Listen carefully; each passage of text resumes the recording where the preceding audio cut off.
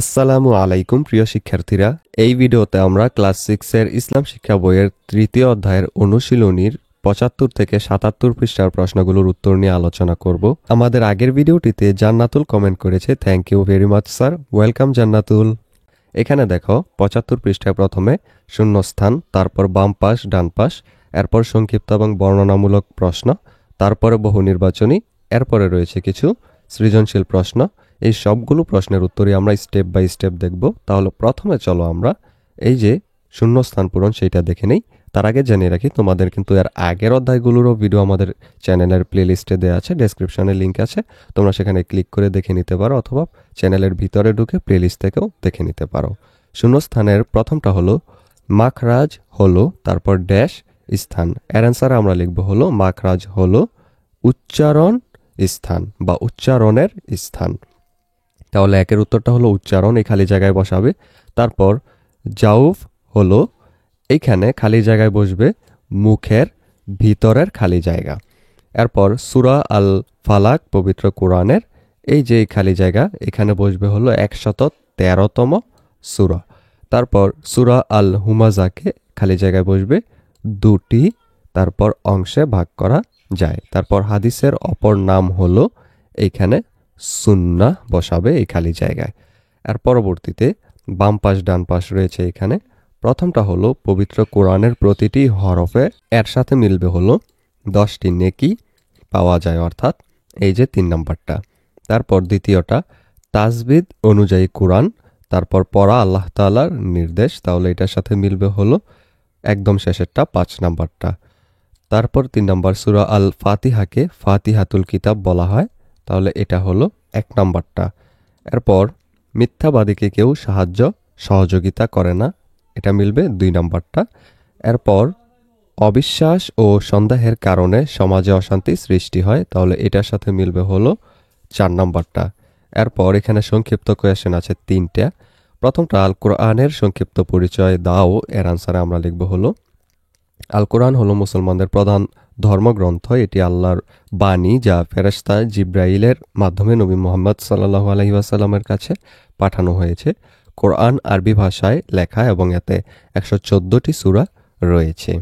এর পরবর্তী কোয়েশ্চেন 2 নম্বরটা হলো মাখরাজ বলতে কি বোঝায়, এর আনসার আমরা লিখব মাখরাজ হলো আরবি অক্ষরের সঠিক উচ্চারণ স্থান। আরবি ভাষায় 29টি অক্ষর রয়েছে এবং প্রতিটি অক্ষরের নিজস্ব মাখরাজ রয়েছে যা মুখের নির্দিষ্ট স্থান থেকে উচ্চারিত হয়। এরপর 3 নম্বর কোয়েশ্চেন হলো হাদিসের সংক্ষিপ্ত পরিচয় দাও, এর আনসারে আমরা লিখব হাদিস হলো নবী মুহাম্মদ সাল্লাল্লাহু আলাইহি ওয়াসাল্লামের কথা, কাজ এবং অনুমোদনের বর্ণনা। হাদিসগুলি মুসলমানদের জন্য অত্যন্ত গুরুত্বপূর্ণ, কারণ এগুলি কোরআনের শিক্ষার ব্যাখ্যা করে এবং ইসলামী জীবনযাত্রার নির্দেশনা দেয়। এখন চলো আমরা বর্ণনামূলক প্রশ্নগুলোর উত্তরও দেখে নিই। প্রথমটা হলো বিশুদ্ধ কোরআন পাঠে তাজবিদের ভূমিকা ব্যাখ্যা করো, এর আনসার আমরা লিখব তাজবিদ হলো কোরআন তিলাওয়াতের নিয়ম ও পদ্ধতি। তাজবিদ সহকারে কোরআন পাঠ করা অত্যন্ত গুরুত্বপূর্ণ, কারণ এটি কোরআনের সঠিক উচ্চারণ এবং অর্থের প্রতি মনোযোগ বাড়াতে সাহায্য করে।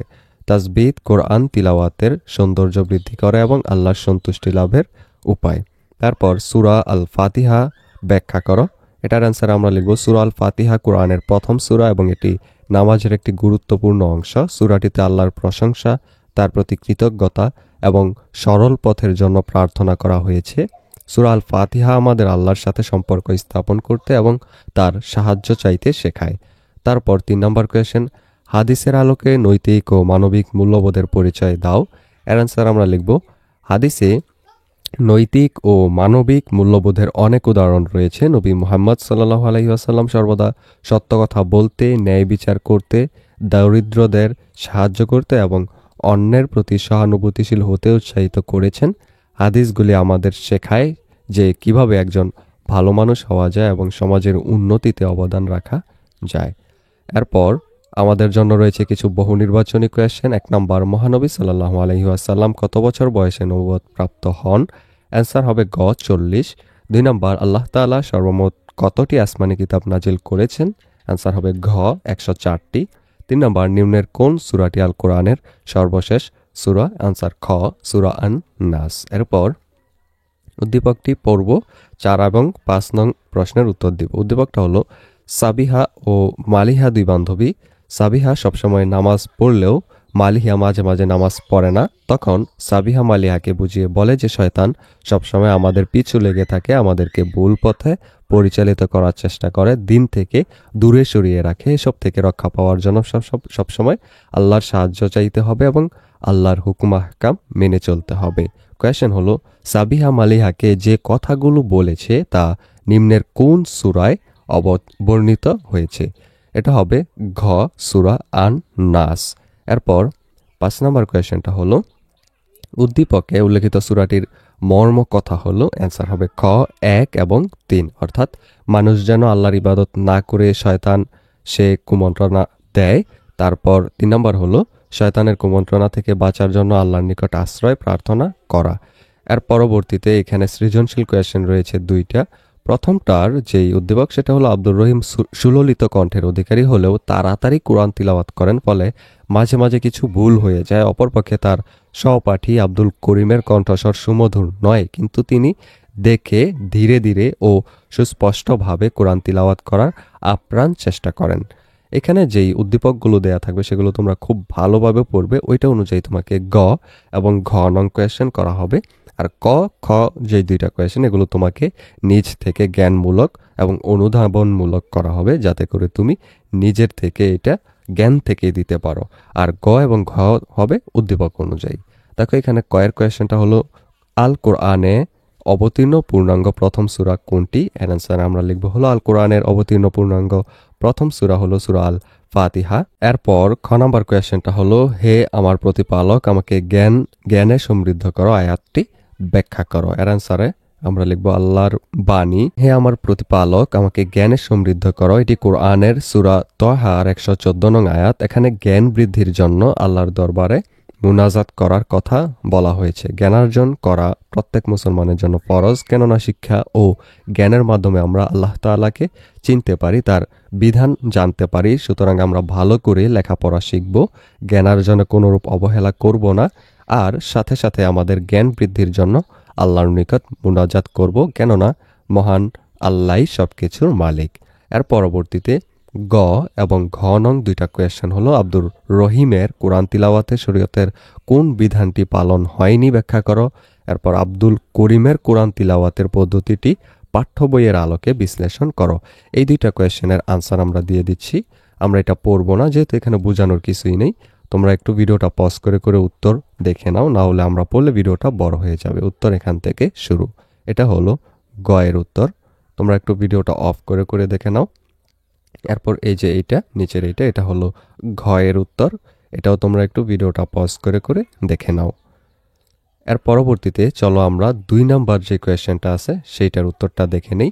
2 নাম্বার কোয়েশ্চেনের মধ্যেও এরকম একটা উদ্দীপক দেয়া আছে। উদ্দীপকটার মধ্যে বলা হয়েছে, দেখো এখানে, সাদিয়া ও নাদিয়া একই অফিসে চাকরি করেন। তাদের ঊর্ধ্বতন কর্মকর্তা উভয়কে 6 মাসের জন্য একটি কাজের তালিকা দেন। তারা উভয়ে উক্ত কাজ যথাসময়ে সমাপ্ত করার প্রতিজ্ঞা করেন। সাদিয়া নির্ধারিত সময়ে কাজ শেষ করলে কর্তৃপক্ষ খুশি হয়ে তাকে পদোন্নতি প্রদান করেন, কিন্তু নাদিয়া যথাসময়ে কাজ শেষ করতে না পারায় তিরস্কারের শিকার হন। ফলে নাদিয়া সাদিয়াকে হিংসা করতে শুরু করলো। তখন সাদিয়া বলেন, পরহিংসা নরকবাস, যুগে যুগে সর্বনাশ। কয়ের কোয়েশ্চেন, হাদিস শব্দের অর্থ কি?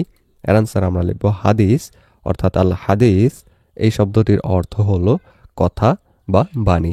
তোমরা চাইলে এই আরবিটুকু লিখতে পারো, আবার নাও লিখতে পারো, সমস্যা নাই। শুধু হাদিস শব্দটির অর্থ হলো কথা বা বাণী, এটা লিখে দিবে। এরপর ক্ষয়ের কোয়েশ্চেনটা হলো, মাখরাজ বলতে কি বোঝায় ব্যাখ্যা করো। এর আনসারে আমরা লিখব পবিত্র কোরআন মাজিদ আরবি ভাষায় রচিত। আরবি ভাষায় রয়েছে 29টি হরফ বা বর্ণ। প্রত্যেকটি হরফ বা বর্ণ নির্দিষ্ট স্থান থেকে উচ্চারিত হয়।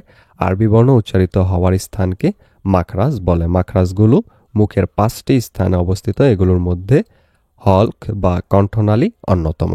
এরপর গ এবং ঘ নং কোয়েশ্চেন 2টা হলো, সাদিয়ার কর্মে কি প্রকাশ পেয়েছে পাঠ্য বইয়ের আলোকে ব্যাখ্যা করো। নাদিয়ার কর্মকাণ্ডের পরিণাম সংশ্লিষ্ট হাদিসের আলোকে ব্যাখ্যা করো বা বিশ্লেষণ করো। এগুলো তোমরা কিন্তু জাস্ট উত্তর মুখস্থ করবে না, উত্তরটা একটু বোঝার চেষ্টা করবে নিজের মতো। এরপর এটা নিজের ভাষায় লিখবে। এখানে গ ঘ এর মধ্যে তোমরা যা লেখো তাতেই কিন্তু নাম্বার দিয়ে দেওয়া হবে, কারণ এটা সৃজনশীল প্রশ্ন। তাহলে উত্তরটা আমরা দিয়ে দিচ্ছি। উত্তরটা এখান থেকে শুরু। তোমরা একটু ভিডিওটা পজ করে করে দেখে নাও।